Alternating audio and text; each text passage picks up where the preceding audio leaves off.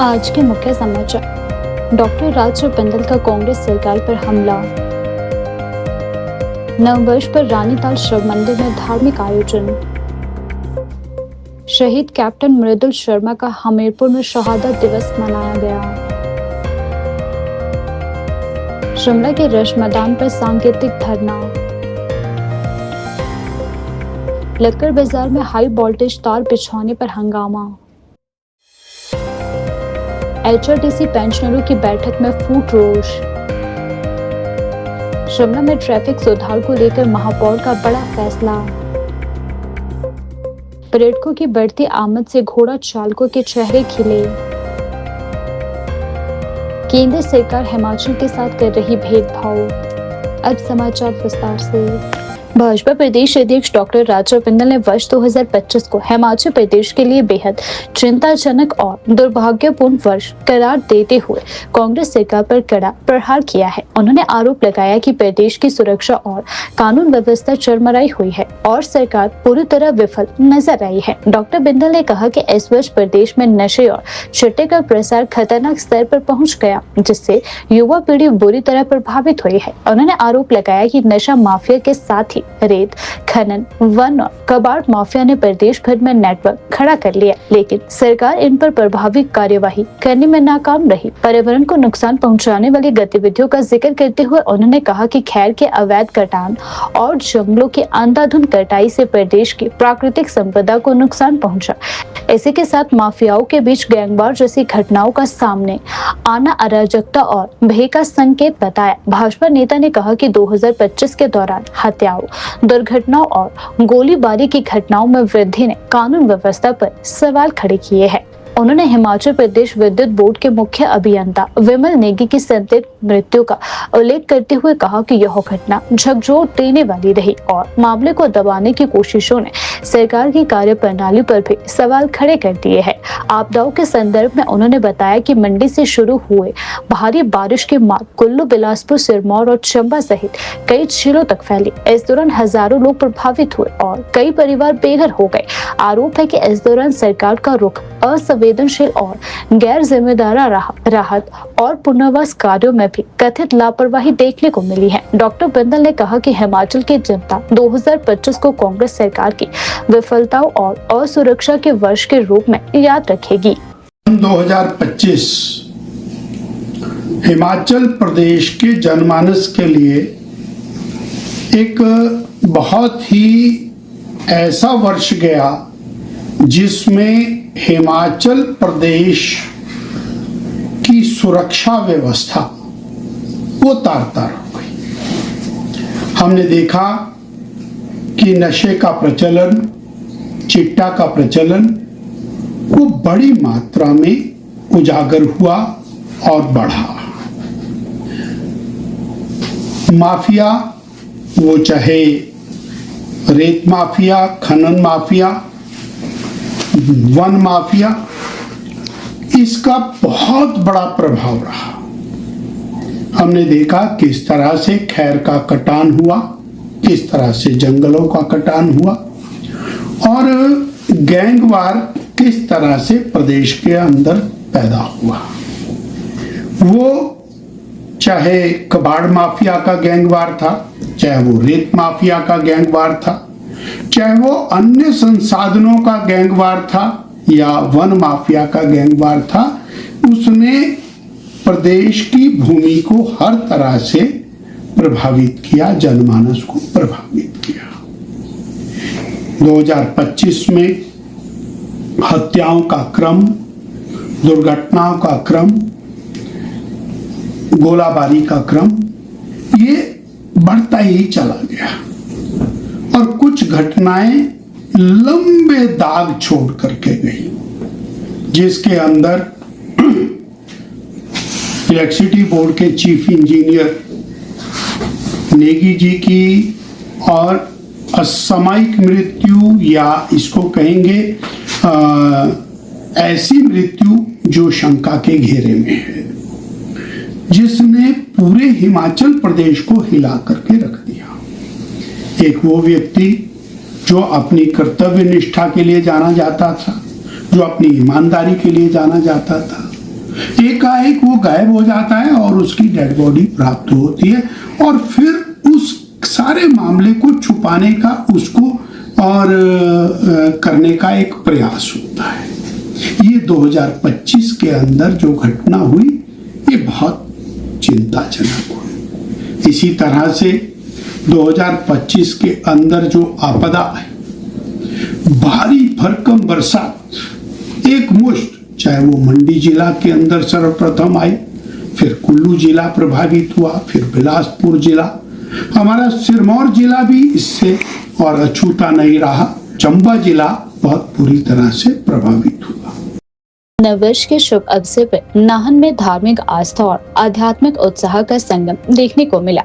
पंडित जी ने क्षेत्र वासियों को नववर्ष की हार्दिक शुभकामनाएं देते हुए कहा कि यह नया वर्ष सभी के लिए सुखदायक, मंगलकारी और समृद्धि प्रदान करने वाला सिद्ध हो। उन्होंने कामना की कि उषा काल से पूर्व की यह नई शुरुआत प्रत्येक परिवार के जीवन में सुख, शांति और कल्याण लेकर आए। पंडित जी ने कहा कि वे शिव आराधना के माध्यम से यह प्रार्थना करते हैं कि वर्ष 2026 हर व्यक्ति के लिए सुखमय और शुभ फलदायक हो। उनका कहना है कि जीवन में आने वाले संदेह, भय और कठिनाइयां इस वर्ष दूर हो और सभी के घरों में सुख समृद्धि बनी रहे। उन्होंने जानकारी देते हुए बताया कि परंपरा के अनुसार इस वर्ष पे नाहन के ऐतिहासिक शिव मंदिर रानी ताल में अखंड रामायण पाठ का आयोजन किया गया है। यह पाठ नववर्ष के स्वागत और मंगल कामनाओं के उद्देश्य से आरंभ किया गया है, जिसमें श्रद्धालु लगातार उपस्थित होकर भक्ति और प्रार्थना में शामिल हो रहे हैं। आयोजन स्थल पर सुबह से ही श्रद्धालुओं की आवाजाही देखने को मिली।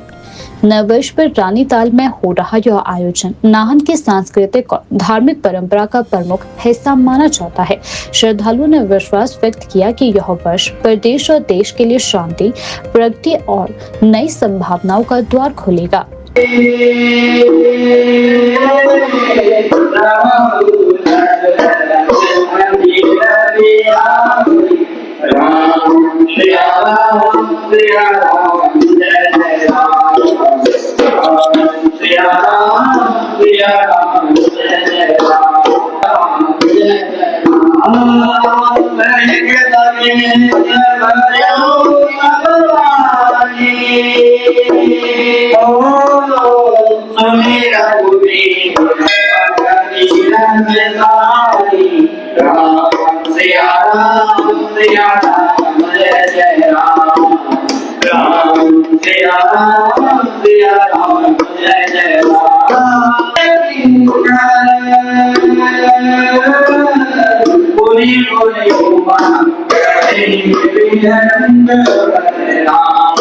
बोल शंकर भगवान की जय।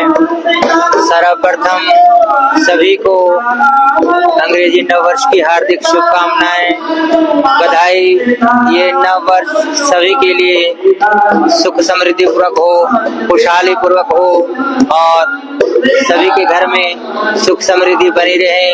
मैं भगवान शंकर से प्रार्थना करता हूँ कि हे परमपिता परमात्मा, सभी के लिए ये वर्ष जो है शुभ मंगलमय हो और रानीताल शिव मंदिर में हर वर्ष की भांति इस वर्ष भी पुराना साल संपूर्ण के उपलक्ष्य में अखंड रामायण पाठ रखी जाती है और उसके बाद यहाँ पर प्रसाद वितरित किया जाएगा। तो सभी लोगों से अनुरोध है कि आप सब लोग आएं और भगवान का आशीर्वाद ग्रहण करें और सभी को हमारी ओर से नव वर्ष की हार्दिक शुभकामनाएं।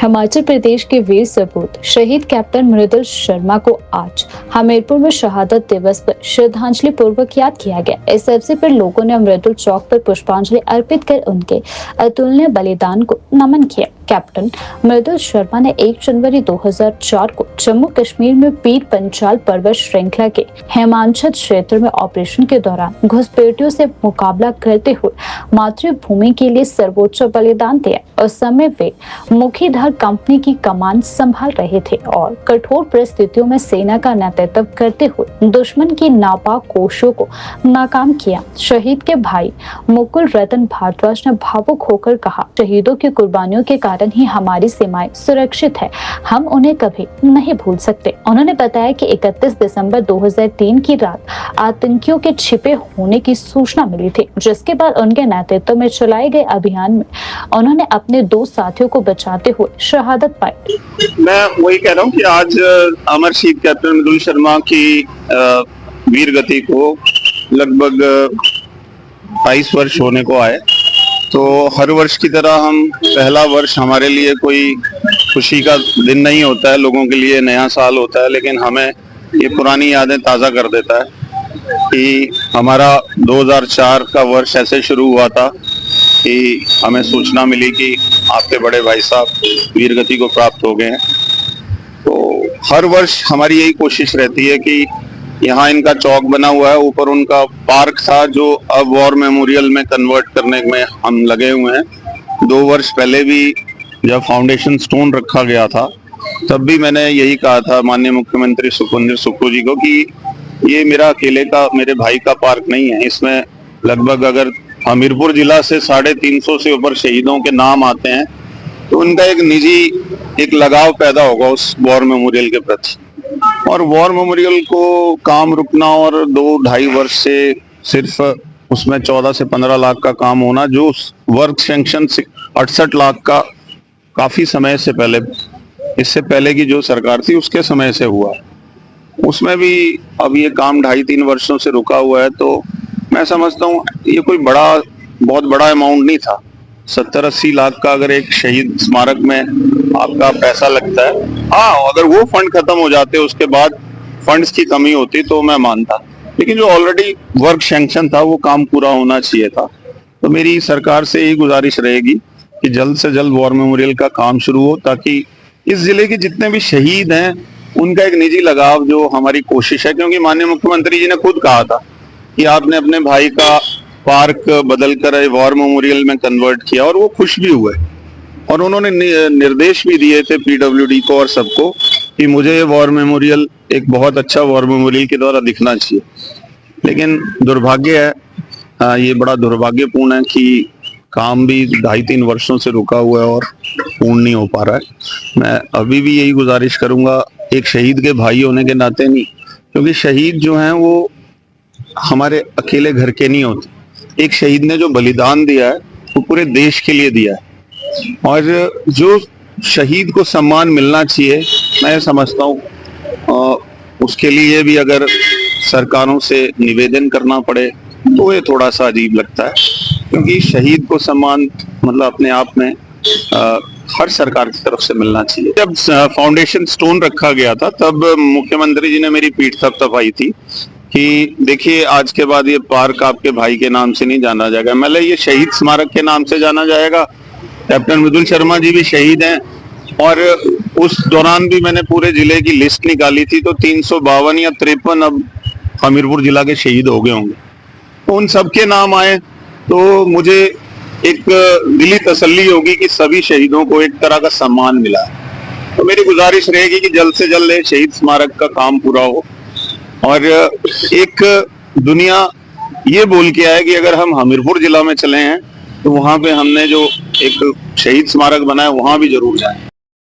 धर्मशाला के एक कॉलेज में पढ़ने वाली अनुसूचित जाति की छात्रा की संदिग्ध परिस्थितियों में हुई मौत को लेकर आज शिमला के ऐतिहासिक रश मैदान पर सांकेतिक धरना प्रदर्शन किया गया। प्रदर्शनकारियों ने हिमाचल की बेटी को न्याय दिलाने की मांग करते हुए प्रदेश पुलिस की कार्यप्रणाली पर भी सवाल उठाए। धरने की अगुवाई गदर फ्रंट के अध्यक्ष रवि दलित ने की। प्रदर्शनकारियों का आरोप है कि कॉलेज परिसर में छात्रा के साथ रैगिंग, जातीय भेदभाव और मानसिक प्रताड़ना की गई, जिससे वह अवसाद में चली गई और बाद में उसकी मृत्यु हो गई। मामला उस समय और गंभीर हो गया जब छात्रा के मोबाइल फोन से उसकी मौत से पहले रिकॉर्ड किया गया बयान सामने आया। रिकॉर्डिंग में छात्रा ने कॉलेज के प्रोफेसर पर यौन उत्पीड़न, अशोभनीय व्यवहार और लगातार मानसिक रूप से प्रताड़ित करने के गंभीर आरोप लगाए हैं। छात्रा ने यह भी कहा है कि विरोध करने पर उसे डराया धमकाया गया और जातीय आधार पर भेदभाव भी किया गया। घटना के बाद छात्र, दलित संगठनों और सामाजिक कार्यकर्ताओं में रोष है। सभी ने निष्पक्ष जांच और आरोपी प्रोफेसर के खिलाफ कड़ी से कड़ी कार्यवाही करने की मांग की है। बेटियां सबकी सांझी होती है और धर्मशाला के अंदर जो बच्ची कॉलेज में पढ़ती थी और उसके साथ कॉलेज के अंदर रैगिंग हुई और वहाँ के जो प्रोफेसर बताए जा रहे हैं, जैसा कि उस बिटिया के बयान से साफ हुआ कि उसके साथ किस तरह से व्यवहार होता था, बैड टच होता था। और उस वजह से जब वो बच्ची डिप्रेशन में चली गई तो बच्ची के पिताजी ने पुलिस के समक्ष इस बात को रखा, वहाँ पर शिकायत लेकर गए, लेकिन पुलिस ने एफआईआर दर्ज नहीं की। सबसे पहला सवाल कि क्या हिमाचल प्रदेश पुलिस, खासकर धर्मशाला पुलिस, जब कोई मर जाता है उसके बाद एफआईआर दर्ज करती है? उस बच्ची को न्याय के लिए उसके पिताजी वहां पर पुलिस स्टेशन गए, एफआईआर दर्ज नहीं हुई। दूसरी बात, जो बच्ची के पिताजी और जो वीडियोस बच्ची का जो कल सामने आया है उसमें उसने बड़े स्पष्ट नाम लिया है और उसने जो बताया है बहुत ही दुखदायक विषय है। हमारे हिमाचल प्रदेश में माननीय मुख्यमंत्री जी स्कूली छात्रों को लेकर और तरह तरह के जो आयोजन कर रहे हैं, उनका जो नज़रिया है वो एक अच्छा समाज बनाने का है, लेकिन उनका जो अंकुश है वो ना तो हिमाचल प्रदेश पुलिस पर है, ना ही जिला की पुलिस पर है, और ना ही शायद लगता है कि हिमाचल प्रदेश के जो हमारे डीजीपी हैं महोदय हैं वो इन मामलों को लेकर गंभीर है। वो जिला के एसपी से जानकारी लेना तक पसंद नहीं करते। वहाँ पर एसपी जो है उनको यह जानकारी नहीं दी गई थी इस मामले की कि इतना बड़ा प्रकरण जो है, इस तरह की घटना घटी है, और या तो इसकी गंभीरता को नहीं समझा गया। इस पूरे मामले की न्यायिक जांच को लेकर जो यहाँ पर मैं बैठा हूँ, मैंने स्पष्ट किया है और मैं स्पष्ट कह देता हूँ कि इस मामले में अगर मुख्यमंत्री हिमाचल प्रदेश न्यायिक जांच के आदेश नहीं देते हैं और इस मामले के जो भी दोषी है और जिन पुलिस प्रशासन के जो वहां पर मौजूद थाना के जो अधिकारी थे उन लोगों ने एफआईआर दर्ज नहीं की, जबकि इसमें मैं वैसे तो ये मामला जो है यहाँ पर जाति की उल्लेख नहीं होना चाहिए, लेकिन बच्ची जो है अनुसूचित जाति समाज से आती है। इस मामले में एट्रोसिटी एक्ट की धाराओं के तहत मामला दर्ज होना चाहिए। बड़ी बड़ी बातें हिमाचल प्रदेश सरकार अनुसूचित जाति के लोगों के लिए करती है। ऐसा ही एक मामला कुल्लू की सैंज घाटी में हुआ। एक महिला जिसकी हत्या की गई थी उसको पेड़ पे लटका दिया गया, लेकिन वहां की पुलिस ने क्या किया, उसके पतिदेव को जेल में 1 महीने रखा। 1 महीने के बाद जब वहां के महिला मंडल इकट्ठे हुए, उन लोगों ने पुलिस के जो सवालिया निशान खड़े किए और एक वीडियो वायरल हुई। उसके बाद वो मामला प्रकाश में आया, जिसके बाद 3 महीने बाद हमारा अनुसूचित जाति आयोग जागा। अनुसूचित जाति आयोग तब जागता है जब मामला हम जैसे लोग सामने लाते हैं। हिमाचल प्रदेश के अनुसूचित जाति आयोग के ऊपर भी हम सवाल खड़े करते हैं। क्या वहां पर जो मामला ये हुआ, उसके बाद 1 महीने बाद जब पता लगा तो वो पति निर्दोष था, पहले ही वो विपदा में पड़ा हुआ था, उसकी वाइफ के साथ क्या नाम रेप जैसी घटना हुई थी और उसको जो है टंगा दिया गया था और उन्हीं की गाड़ियों में वहां के पुलिस के लोग घूमते रहे। हिमाचल प्रदेश की पुलिस जो इस पर जो है किसी का अंकुश नहीं है। यहाँ के थाने और यहाँ की चौकियां, मुझे नहीं लगता कि हिमाचल प्रदेश के डीजीपी की बात सुनती है, एसपी के बात सुनती है। निरंकुश हो चुके हैं यहाँ के थानेदार। और हम यहाँ साफ स्पष्ट शब्दों में कह देना चाहते हैं, हिमाचल प्रदेश में जो धर्मशाला का प्रकरण हुआ है और इस मामले में और जो सैंज घाटी वाला प्रकरण है, दोनों मामलों में पुलिस की लापरवाही, नालायकी, लाचारी सामने आई है। और ये जानबूझकर किया जाता है, सोची समझी चाल के तहत किया जाता है, क्योंकि इनके ऊपर ऐसे लोगों का दबाव होता है जो कहीं ना कहीं शासक और प्रशासन के साथ जो है उनका मेल जोल रहता है। और इस मामले में न्यायिक जांच के आदेश हिमाचल प्रदेश के मुख्यमंत्री दें, अन्यथा आज मैं सांकेतिक धरने पर बैठा हूं, इसके बाद मैं मुख्यमंत्री जी के घर के बाहर धरने पर बैठूंगा। और ध्यान रहे मुख्यमंत्री जी हिमाचल प्रदेश जी से हमने कई मर्तबा टाइम लेने की कोशिश की, आप मीडिया के लोग सामने थे, अम्बेडकर चौक में माननीय मुख्यमंत्री जी से हमने बात करने की कोशिश की, मुख्यमंत्री जी ने कहा समय देते हैं, अनुसूचित जाति के लोगों को मुख्यमंत्री समय नहीं देते हैं, झूठ बोलते हैं हिमाचल प्रदेश के मुख्यमंत्री। हमने उनके ऑफिस में जाकर उनके जो उनके पर्सनल सेक्रेटरी है, जो उनसे मैंने बात की, उन्होंने मुझे बुलाया, उन्होंने बोला हम जब मुख्यमंत्री यहाँ नहीं है, अभी हफ्ता 2 हफ्ते पहले की बात है, वहां पर मुझसे चिट ली गई और उसके बाद मुख्यमंत्री जी के पास कोई जानकारी नहीं, कोई हमें बुलाया नहीं। अब मैं मुख्यमंत्री से मिलने नहीं जाऊंगा, जहां पर भी मुख्यमंत्री का कोई प्रोग्राम होगा, वहां पर जहां पर मुख्यमंत्री का जो सरकारी आवास है, मैं उसके बाहर धरने पर बैठूंगा, मैं मुख्यमंत्री के पास नहीं जाऊंगा। मुख्यमंत्री हमारी बात सुनने के लिए आएंगे और ये समय जो है ये बहुत हिमाचल प्रदेश के अनुसूचित जाति के लोगों के लिए ये आपात समय है। ये एक ऐसा समय आ चुका है कि मुख्यमंत्री जी हिमाचल प्रदेश के अनुसूचित जाति के लोगों के लिए समय नहीं देना चाहते और ना ही उनसे बात करना चाहते हैं। और यहाँ पर सीधे तौर पर इतनी बड़ी घटना हिमाचल प्रदेश के अंदर हुई, धर्मशाला के अंदर हुई, और यह साफ साबित हो गया, जैसे सैंज घाटी वाली घटना हुई उसमें भी स्पष्ट हो गया कि हिमाचल प्रदेश की पुलिस अनुसूचित जाति के लोगों के मामलों को गंभीरता से नहीं लेती है। और मैं साफ और स्पष्ट शब्दों में कह देता हूं, मुख्यमंत्री जी अब आपको होश में आना होगा।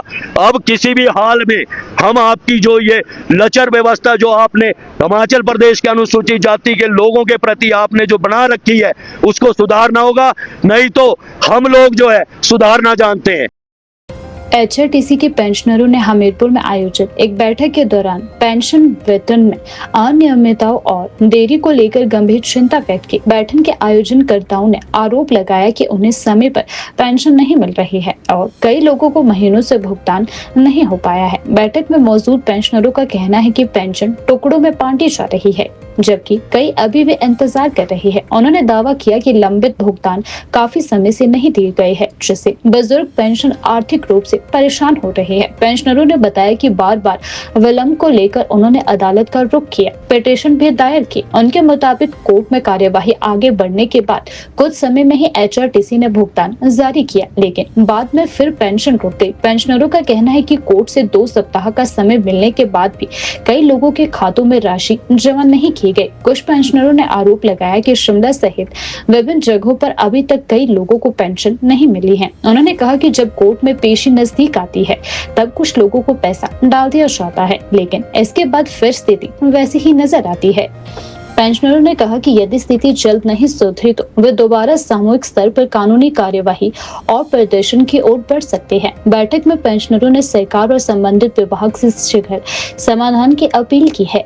में लोगों को पेंशन नहीं मिली है, ऐसे भी कुछ लोग बैठे हैं, कुछ लोगों को दे दी है, कुछ लोगों को नहीं दी है। यानी कि अब पेंशन भी टुकड़ों में बट रही है। जो पेंशन की डेफिनेशन है और पेंशनर की डेफिनेशन है, उसको भी एचआरटीसी ने समाप्त कर दिया। मेरा सिर्फ इतना ही आज की बैठक का केवल हेतु यही है कि हम कोर्ट में गए थे, हमने कोर्ट में जो पिटीशन दायर की थी, तो पिछली बार तो कोर्ट ने ऑर्डर किया तो इमीडिएटली रिलीज कर दी। पिछली बार तो कोर्ट की पेशी आई, उससे पहले एप्लीकेशन हमने डलवाई तो इमीडिएटली रिलीज करने के ऑर्डर कोर्ट ने दिए, तो एचआरटीसी ने पेंशन जारी कर दी। इस बार 19 तारीख को कोर्ट में पेंशनर की पेशी लगी थी। जी सर। इस बार 19 दिसंबर को कोर्ट में पेशी लगी थी और उस समय सरकार तो भाग गई। सरकार ने कहा कि ये कारपोरेशन का मसला है, इसलिए कारपोरेशन इसमें रिप्लाई फाइल करेगी। तो कारपोरेशन ने रिप्लाई फाइल किया और कहा कि हमने पेंशन कुछ जारी कर रहे हैं, स्टेप टू स्टेप जारी कर रहे हैं, कुछ जारी कर दिया, कुछ जारी कर रहे हैं। लेकिन उसके बाद जैसे ही कोर्ट की पेशी पोस्टपोन हुई और 2 हफ्ते का टाइम एचआरटीसी ने लिया, तो लोगों को पेंशन नहीं मिली। 65 साल के लोगों को पेंशन दे दी, फिर 63 साल के लोगों को दे दी, और अभी तक उसके बाद बहुत सारे लोग शिमला में वंचित हैं जिनको अभी तक पेंशन नहीं मिली। मतलब आज भी पेंशन उनके खातों में नहीं डली। तो यानी कि कोर्ट के डर से पिछली बार तो कोर्ट की डायरेक्शन पर उन्होंने पेंशन दे दी। इस बार भी कोर्ट की जब पेशी थी उस समय उन्होंने ये कह दिया कि हम पेंशन डाल रहे हैं, क्योंकि कुछ लोगों को पेंशन डल गई थी, 65 साल सीनियर सिटीजन जो है उनको डल गई थी, 65 साल से ऊपर जो लोग गए थे। तो इस तरह की गतिविधियां, लेकिन हम ये कहना चाहते हैं कि सीसीए रूल्स 1972 के तहत हमको पेंशन मिलती है। ओपीएस का मतलब, ओपीएस बंद हो गई थी हिमाचल प्रदेश सरकार में, ओपीएस बंद हो गई थी 2006 के बाद, ओपीएस 2003 के बाद, यानी कि 4 में 31/3/2003 के बाद पेंशन बंद हो गई थी। उसके बाद अभी जब ये वर्तमान सरकार सत्ता में आई तो उन्होंने ओपीएस भाग दी। ओपीएस भी ओल्ड पेंशन स्कीम है, एचआरटीसी में भी ओल्ड पेंशन स्कीम है, वो भी कॉन्स्टिट्यूशनल है, भी कॉन्स्टिट्यूशनल है, वो भी सरकार उसको चालू कर रही है, तो उनको पहली तारीख को पेंशन मिल जाती है सब। और हमारा जो सीसीए पेंशन रूल्स 1972 के तहत जो हमारी पेंशन की अदायगी है वो पहली तारीख को नहीं होती। इसको लेकर के हम, इसके स्थायी समाधान को लेकर के हम कोर्ट में गए, कोर्ट ने माना है इस बात को, और कोर्ट ने डायरेक्शन भी किया कि अपना रिप्लाई फाइल करो। वहां कभी 2 हफ्ते का टाइम, पहले तो 4 हफ्ते का टाइम लिया, 4 हफ्ते के बाद फिर 2 हफ्ते का टाइम लिया। फिर जब कोर्ट ने कहा कि 2 हफ्ते का मतलब है कि ट्रुथ, सच्चाई, तो 2 हफ्ते के बाद कारपोरेशन ने अपना रिप्लाई फाइल कर दिया और गवर्नमेंट ने अपना रिप्लाई फाइल किया। There as motor transport corporation act 1950 के तहत उसकी जो दफा 22-23 है, उसमें सारी रिस्पॉन्सिबिलिटी गवर्नमेंट की है, और एचआरटीसी जो कंस्टिट्यूट हुई है वो रोड ट्रांसपोर्ट कारपोरेशन एक्ट 1950 के अधीन हुई।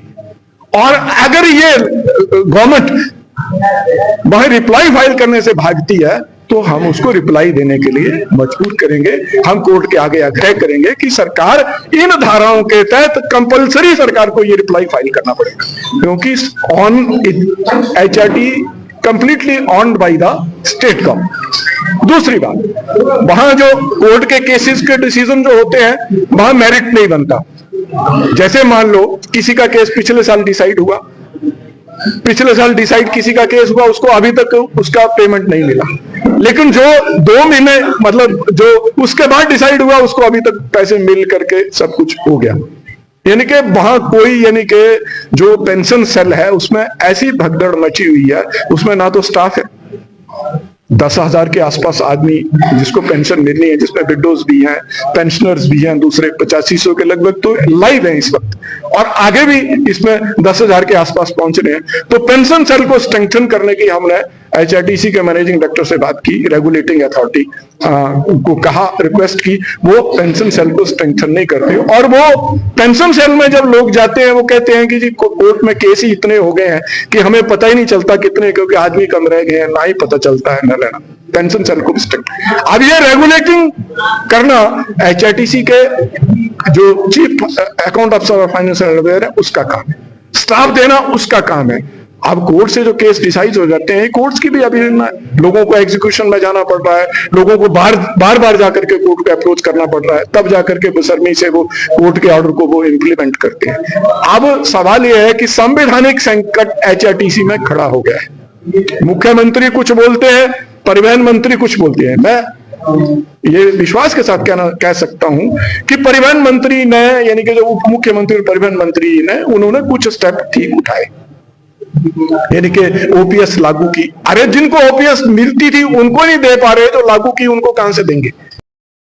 राजधानी शिमला के ऐतिहासिक लक्कर बाजार क्षेत्र में ट्रांसफार्मर तक हाई वोल्टेज बिजली की तारें बिछाने के कार्य को लेकर स्थानीय दुकानदारों में भारी रोष देखने को मिल रहा है। दुकानदारों का आरोप है कि बिजली विभाग द्वारा नालों के अंदर से हाई वोल्टेज तारें गुजारी जा रही है, बल्कि भविष्य में कोई बड़ा हादसा भी हो सकता है। स्थानीय दुकानदार रामपाल सैनी, अजय कुमार सहित अन्य व्यापारियों ने बताया कि उन्हें बिजली की तारें बिछाए जाने से कोई आपत्ति नहीं है, लेकिन जिस तरीके से यह काम किया जा रहा है वह बेहद असुरक्षित है। उनका मानना है कि नालों के भीतर से तारें निकालना खासकर बरसात के मौसम में जानलेवा साबित हो सकता है। बारिश के दौरान नालों में तेज बहाव रहता है और यदि किसी कारणवश तार खराब हो जाती हैं या टूट जाती हैं तो उसे ठीक करना बेहद मुश्किल हो सकता है। दुकानदारों ने बताया कि नालों के अंदर पहले से ही कूड़ा कचरा भरा हुआ है और ऐसे में वहां से हाई वोल्टेज तारें गुजारना न केवल तकनीकी दृष्टि से गलत है बल्कि आम लोगों और व्यापारियों की सुरक्षा के लिए भी गंभीर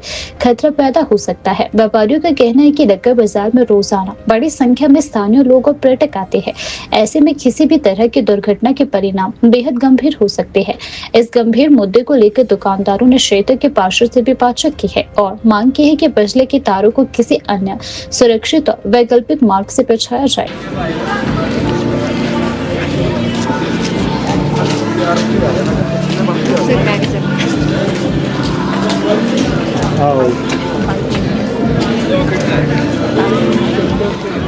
मेरा नाम रामपाल है। पापा यहाँ पे नाले के साथ ही और इनके ठेकेदार को भी बोला गया कि ये नाले में पाइप मत डालो क्योंकि मैम इसमें जब कूड़ा भर जाएगा ऊपर से जाखू से आता है कुछ भी है।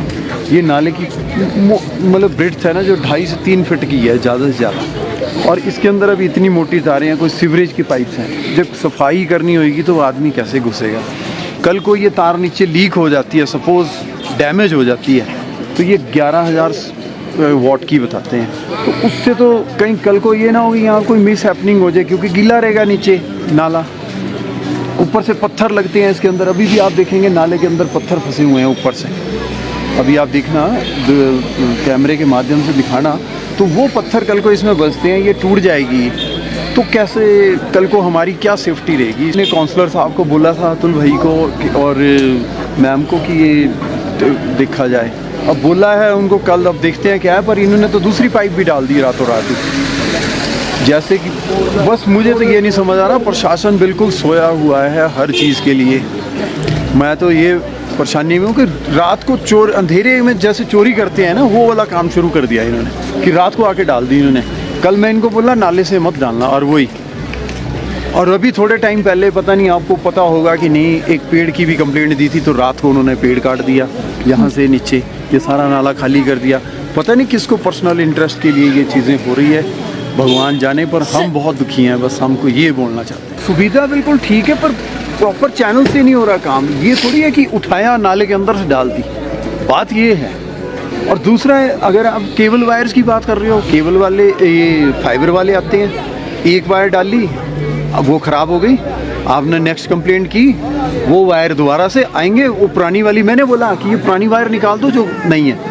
पता कोई चक्कर नहीं, इसमें कोई तांबा थोड़ी है, कोई चोरी थोड़ी करता है। तो मतलब मैं ये कह रहा हूँ कि हमारा प्रशासन का ही फेलियर है इसके अंदर। क्योंकि अगर उन्होंने देखो, राजीव शर्मा जी की जजमेंट भी थी इसमें कि किसी भी पेड़ से कोई भी वायर नहीं जाएगी। 2014 की ये हाई कोर्ट में हो चुका है ये। पर उसके बाद मुझे नहीं पता कि हाई कोर्ट के ऑर्डर्स भी ठंडे बस्ते में चले जाते हैं, कोई नहीं कुछ पूछता है। हमारे लिए कोई भी ऑर्डर होएगा तो हमारे लिए हाई कोर्ट के ऑर्डर आ गए, कमेटी भी बता देगी उसके अंदर और भी हो जाएगा। पर इनके लिए कोई भी ऑर्डर्स नहीं है। अब ये देख लो, कल से ये वायर्स थी, कल फंक्शन चला, अभी आपने दिखाया ही होगा। तो ये देखो, इसमें कल भी एक लेडी गिरी इसके अंदर। अब हम 24 घंटे तो कैमरा लेके खड़े नहीं हैं कि ऐसा है। अभी इन्होंने ये डाल दी। मतलब मुझे ये लग रहा है कि इसका ड्राफ्ट कौन तैयार करता है, किसके पास इतना खतरनाक दिमाग है कि जो नालों के अंदर से वायर डाल रहा है, वो भी इतनी हाई वोल्टेज की कि कल को वो नीचे डैमेज हो जाती है या कोई सफाई कर्मचारी नीचे जाएगा, उससे कुछ लग जाता है, वो टूट जाती है। क्योंकि ये खुद बोलते हैं कि रात को हम इसलिए कर रहे कि ये क्रैक हो जाएगी। तो क्रैक हो जाएगी तो इसका मतलब है ना खतरा। तो मैं तो ये बोलता हूँ, कोई प्रशासन वाला हमारे को आके सुने तो सही हमारी गाथा, हम क्या बोलना चाह रहे हैं। और कोई सुनता ही नहीं, सब सोए हुए हैं आराम से। बोलो किसके पास कंप्लेंट करूँ, अगर हट जाएगी तो मेरा नाम बदल दो। मैं तो ये बोलता हूँ, हम तो मैडम बोल रहे हैं कि बड़े परेशान हैं बस हर चीज़ से। राजधानी शिमला में लगातार बढ़ रही ट्रैफिक समस्या से निजात दिलाने के लिए महापौर सुरेंद्र चौहान ने एक बड़ा और अहम फैसला लिया। मीडिया से बातचीत में महापौर ने कहा कि शहर की ट्रैफिक व्यवस्था को सुचारू बनाने के लिए नगर निगम शिमला संबंधित विभागों के साथ मिलकर ठोस और व्यवहारिक कदम उठा रहा है ताकि स्थानीय लोगों के साथ साथ पर्यटकों को भी किसी तरह की परेशानी का सामना न करना पड़े। महापौर ने बताया कि ट्रैफिक दबाव को कम करने के उद्देश्य से पर्यटकों को सार्वजनिक परिवहन की ओर आकर्षित किया जा रहा है। है। इसी कड़ी में कालका से शिमला तक रेल यात्रा को और अधिक सुविधाजनक व सुगम बनाया गया है। उन्होंने कहा कि इससे पर्यटक निजी वाहनों की बजाय ट्रेन से सफर करेंगे, जिससे सड़क मार्ग पर वाहनों का दबाव कम होगा और शहर की यातायात व्यवस्था में सुधार होगा। इसके अलावा महापौर सुरेंद्र चौहान ने शिमला के लक्कड़ बाजार में बिछाई जा रही हाई वोल्टेज बिजली की तारों को लेकर उठ रही चिंताओं पर भी स्थिति स्पष्ट की। उन्होंने कहा कि यह कार्य पूरी तरह सुरक्षा मानकों को ध्यान में रखकर किया जा रहा है। उन्होंने आश्वस्त किया कि संबंधित विभागों को सख्त निर्देश दिए गए हैं कि कार्य के दौरान किसी भी प्रकार की लापरवाही न बरती जाए। महापौर ने कहा कि नगर निगम शहर के विकास के साथ साथ नागरिकों की सुविधाओं और सुरक्षा को लेकर प्रतिबद्ध है। ट्रैफिक, बिजली, सफाई और बुनियादी ढांचे से जुड़े मुद्दों पर निरंतर समीक्षा की जा रही है। उन्होंने विश्वास जताया कि इन प्रयासों से आने वाले समय में शिमला शहर को ट्रैफिक जाम और अव्यवस्था से काफी हद तक राहत मिलेगी। नहीं, देखिए, लक्कड़ बाजार में बिजली की, इलेक्ट्रिसिटी की जो वायर्स है उसको डालने का काम बिजली विभाग कर रहा है, नगर निगम तो नहीं कर रहा है। लेकिन मेरे ध्यान में लाया, हमारी जो स्थानीय वहाँ पार्षद है मीनू चौहान जी ने, उन्होंने मेरे नॉलेज में लाया था कि ऐसे ये बिजली की तारें यहाँ बिछ रही है।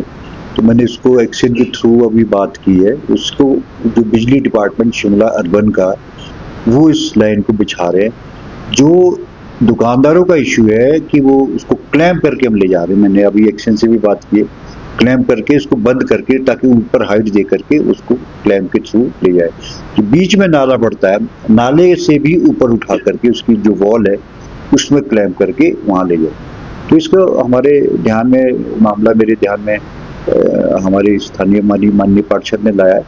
तो मैं उसको, अभी मेरी बात भी हुई है और वो खुद एक्शन स्पॉट पे भी जा रहे हैं।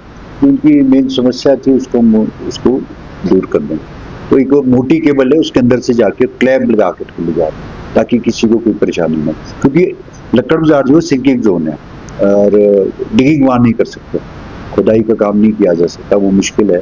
तो इसलिए हम नीचे पहाड़ी से साइड से जाते हुए ताकि उसको ऊपर उठाएंगे, नाला जहाँ आएगा नाले के ऊपर क्लैम्प करके ले जाएंगे। मैं आपको ये जानकारी इसलिए दे रहा हूँ कि रेलवे डिपार्टमेंट के अधिकारियों से कुछ समय पूर्व हमने एक सुझाव दिया था कि आपके पास, रेलवे डिपार्टमेंट के पास हिमाचल में, न केवल हिमाचल में बल्कि शिमला में, और शिमला और हमारे एमसी एरिया में भी और हिमाचल में भी रेलवे डिपार्टमेंट के पास बहुत खाली जगह पड़ी होती है। मैंने उनसे एक सुझाव दिया था कि शेयरिंग के तौर पे आप स्टेट गवर्नमेंट के साथ काम कर सकते हैं, जिससे आपकी जो खाली जगह पड़ी है उसकी भी वैल्यू, उसको भी सोर्स ऑफ इनकम बनेगा और स्टेट का भी बनेगा। तो इसी संदर्भ में साथ में हमने कहा था कि जो तारा देवी है, तो कैथली घाट है, या कुछ ऐसा स्टेशन, 2-3 स्टेशन जो पड़ते हैं वो तारा देवी से इधर शिमला की तरफ पड़ते हैं, उनको भी स्टॉपेज होना चाहिए वहाँ ट्रेन का। अगर वो ट्रेन में वहाँ रुकेगी तो लोग ट्रेन के माध्यम से शिमला पहुँच सकते हैं। तो जिसमें मुझे आपको बताते प्रसन्न हो रही कि शायद विभाग ने इस चीज़ को माना है और वो जल्द इसमें इसको स्टेशन भी डेवलप करने जा रहे हैं। और वहाँ ना केवल वहाँ स्टेशन बनेगा, कुछ रोजगार भी खुलेगा और जो शिमला आते हैं लोग गाड़ी में ना करके या बस में ना करके ट्रेन में शिमला आ सकते हैं। तो एक स्टॉपेज बनने से फायदा होगा। नए साल की शुरुआत के साथ ही शिमला के ऐतिहासिक रश मैदान पर एक बार फिर चहल पहल लौट आई है। बीते समय से आई आपदा के बाद जहां पर्यटन गतिविधियां प्रभावित हुई थी, वहीं अब देश विदेश से विभिन्न हिस्सों से पर्यटकों की वापसी से माहौल बदलता नजर आ रहा है। सैलानियों की बढ़ती संख्या का सीधा असर स्थानीय कारोबार पर भी दिखाई दे रहा है। रश मैदान पर घुड़सवारी कराने वाले घोड़ा चालक संघ के प्रधान ने बढ़ते कारोबार को लेकर खुशी जाहिर की। उन्होंने बताया कि नए साल के आगमन के साथ ही पर्यटकों की संख्या में लगातार इजाफा हो रहा है और बड़ी संख्या में सैलानी रश मैदान पर पहुंच रहे हैं। इससे घोड़ा चालकों की रोजी रोटी को फिर से रफ्तार मिली है, जो बीते कुछ समय से ठप पड़ी हुई थी। घोड़ा चालक संघ के प्रधान ने कहा कि पर्यटन गतिविधियों में आई तेजी से न केवल घोड़ा चालकों बल्कि उनसे जुड़े अन्य छोटे कारोबारियों जैसे फोटोग्राफर्स, छोटे दुकानदार और रेडी फेरी वालों को भी लाभ मिल रहा है। उन्होंने प्रशासन और सरकार का आभार जताते हुए कहा कि बेहतर व्यवस्थाओं, सुरक्षा इंतजामों और सुविधाओं के चलते पर्यटकों का शिमला पर भरोसा दोबारा मजबूत हुआ है। घोड़ा चालकों का कहना है कि बीते समय की चुनौतियों के बाद अब हालात धीरे धीरे सुधर रहे हैं। उन्हें उम्मीद है कि आने वाले दिनों में पर्यटन सीजन और बेहतर रहेगा और शिमला में सैलानियों की संख्या में और बढ़ोतरी होगी। रश मैदान पर लौटती रौनक इस बात का साफ संकेत है कि शिमला का पर्यटन कारोबार फिर से पटरी पर लौट आया है और स्थानीय लोगों की आजीविका को मजबूती मिल रही है। अब तक के बाद हमारा काम जो है पूरी बरसात में तो नहीं हुआ, लेकिन जैसे अब ये बड़े दिन आए 25 और 31 तक जो हमारा सैलानियों का काम होता है, थोड़ा मनोरंजन भी हुआ इस बारी। हर बारी होता है मनोरंजन, पर इस बारी टूरिस्ट जो ज्यादा आया। देखो जी, ऐसा ना आए, हम भी सब चाहते हैं ऐसे भगवान ऐसा ना करे, लेकिन ये थोड़ा सा अगर भगवान थोड़ा वो देखता, बर्फबारी कर देता तो पर्यटक और भी ज्यादा आते। इसमें देख रहे हो सब देख रहे हैं कि ऐसा तो नहीं है कि जो हमारे घोड़े पे खड़े हैं तो खड़े हैं, चल रहे हैं। अगर ये बर्फ गिर जाएगी तो और ज्यादा बढ़ेगी। जैसे पहले प्रोग्राम होता था ऊपर होता था ना, तो ये पूरा चीज खाली होता था तो टूरिस्ट ज्यादा आता था। अब टूरिस्टों के लिए जगह कम है और दिक्कत ज्यादा होती है। चाहे पहले ऐसा होता नहीं कि हम पहले जो है खुला चलते थे, अब हम जो है नंबर वाइज चलते हैं ताकि एक बराबर पैसा सबको बने। पहले इसमें होता है कि अब ऐसा नहीं है कि पहले तो ऐसा होता है कि जो घोड़ा पसंद किया वही चला जाता था, लेकिन अब नहीं, अब ऐसा करेंगे हमने कि टर्न बाई ही चलेगा घोड़ा। के लिए भी हम शुभकामना देंगे कि हमारा नया साल अच्छा चले और अच्छा निकले सब लोगों के लिए, और खूब ज्यादा पर्यटक भी यहाँ आएंगे, हम तभी ज्यादा खुश होते हैं। हिमाचल प्रदेश सरकार में उद्योग मंत्री हर्षवर्धन चौहान ने भारतीय जनता पार्टी पर तीखा हमला बोला है। उन्होंने आरोप लगाया कि केंद्र की भाजपा सरकार हिमाचल प्रदेश की कांग्रेस सरकार के साथ लगातार भेदभाव कर रही है और राज्यों को आर्थिक रूप से कमजोर करने की कोशिश भी की जा रही है। हर्षवर्धन चौहान ने कहा कि भाजपा सरकार अपने कार्यकाल के दौरान प्रदेश भर पर आर्थिक बोझ छोड़कर गई है। उन्होंने आरोप लगाया कि मिशन रिपीट के लिए भाजपा सरकार ने प्रदेश के आर्थिक खजाने पर अनावश्यक दबाव डाला और कर्मचारियों की करीब 10,000 करोड़ रुपए की देनदारियां छोड़ दी। उन्होंने कहा कि इसका खामियाजा आज प्रदेश की कांग्रेस सरकार को भुगतना पड़ रहा है। उद्योग मंत्री ने केंद्र सरकार से मिलने वाली सहायता का जिक्र करते हुए कहा कि बीते 3 वर्षों में हिमाचल प्रदेश को केंद्र से कुल 4,270 करोड़ रुपए की मदद मिली है। इनमें से यदि राज्य का हिस्सा हटा दिया जाए तो वास्तविक सहायता मात्र 3,554 करोड़ रुपए ही बनती है, जो प्रदेश की जरूरतों के मुकाबले बेहद कम है। उन्होंने आगे कहा कि तत्कालीन भाजपा सरकार ने 125 यूनिट मुफ्त बिजली देने का फैसला लिया, जिससे बिजली विभाग को हर साल करीब 1,200 करोड़ रुपए का नुकसान उठाना पड़ा। इसके साथ ही हिमाचल पथ परिवहन निगम HRTC को भी भारी आर्थिक क्षति हुई है। हर्षवर्धन चौहान ने आरोप लगाया कि भाजपा ने प्रदेश के आर्थिक स्थिति को कमजोर करने में कोई कसर नहीं छोड़ी। करने का जो सौभाग्य प्राप्त हुआ है, क्योंकि हिमाचल प्रदेश में भारतीय जनता पार्टी के बहुत सारे नेता है, बहुत सारे भाजपा के नेता भी बने प्रचार हिमाचल प्रदेश की वित्तीय स्थिति के बारे में कर रहे हैं और केंद्र सरकार द्वारा पैसे के बारे में जो है कि हिमाचल सरकार को पैसे दे रही है, उस स्थिति को स्पष्ट करने के लिए ये चर्चा की जा रही है और इस रेस्पॉन्सेस के माध्यम से और आंकड़ों के आधार पर हिमाचल प्रदेश जनता को बताने का जो है प्रयास जरूर किया जाए।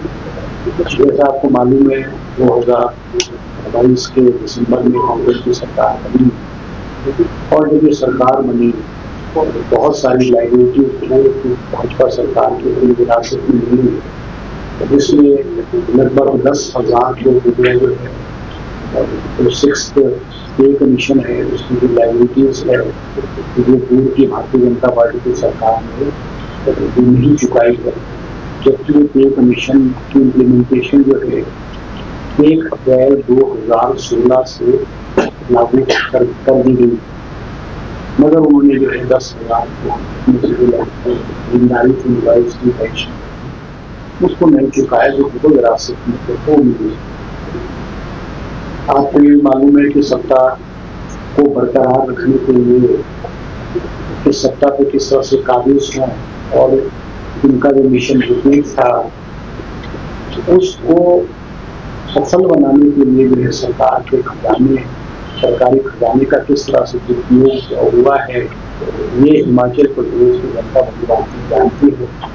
मगर मैं फिर से कहना चाहूँगा कि हिमाचल प्रदेश में फ्री बेस मुफ्त की जो रेवड़ियाँ बांटने का काम भारतीय जनता पार्टी की सरकार ने 4.5 साल में किया। जब 6 महीने चुनाव के रह गए थे, उस वक्त 125 यूनिट बिजली वो खराब हुई है। इसके अलावा वाटर कनेक्शंस IPH में जो है 50 कनेक्शन प्राइवेट कनेक्शन दिए जाते थे और हम जाते जाते जो है वो सारा फ्री कर गए, जिससे IPH डिपार्टमेंट को भी लगभग 100 करोड़ रुपये का नुकसान हुआ। आप जानते हैं अमृत महोत्सव, एक चुनाव क्षेत्र में एक अमृत महोत्सव मनाए हुए, जिसके सरकारी खजाने से 50 लाख रुपए प्रति एक फंक्शन रखा गया था, जिसमें सरकारी पैसे और सारे खर्चे थे।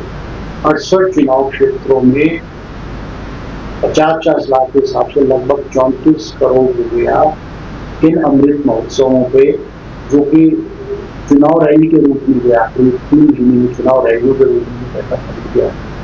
और हिमाचल प्रदेश की राजनीतिक रैलियों के लिए जो है वो इस्तेमाल नहीं हुआ, मगर 2022 के पूर्व मुख्यमंत्री जयराम जी के समय इसका भी दुरुपयोग।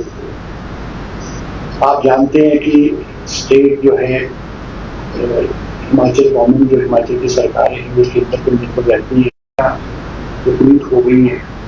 कांग्रेस की सरकार बनने के बाद उनको राजनीतिक रूप से डिस्टेबलाइज करने के लिए 2024 राज्यसभा के चुनाव में आपने देखा किस तरह से ऑपरेशन लोटस को यूज किया गया और किस तरह से ऑपरेशन लोटस फेल हुआ।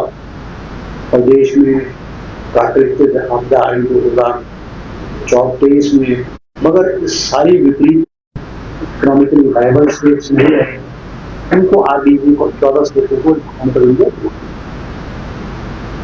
2021-22 में RDB थी 10,252, 9,377। इसमें जाकर के RDB जो है रेवेन्यू डेफिसिट है वो हुआ 6,258 और RDB जो है 2025-26 में कितनी हुई 3,257 रुपए। अब अगर हम इसका फर्क देखते हैं, RDB का फर्क देखते हैं, 2600 से 2700 करोड़ रुपया हमको GST कंपनसेशन के रूप में गवर्नमेंट ऑफ इंडिया से हर साल जो है प्राप्त होता है। मगर 2022 में उसको बंद कर दिया गया, जिससे लगभग 2,500 करोड़ रुपए का लॉस जो है